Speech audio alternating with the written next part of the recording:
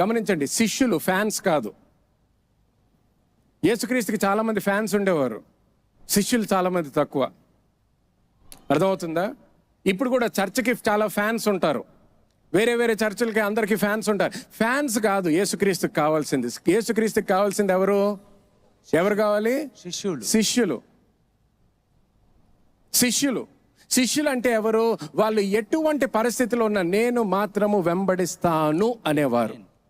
ఎటువంటి పరిస్థితి అయినా కూడా నువ్వు చెప్పిన దాన్ని బట్టి నేను నా జీవితము కట్టుకుంటాను అనేవాళ్ళు. వాళ్ళు శిష్యులు.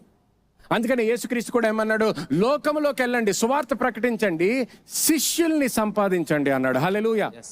ఆమేన్. మేక్ డిసైపుల్స్ అన్నాడు. శిష్యులను తయారు చేయండి అన్నాడు.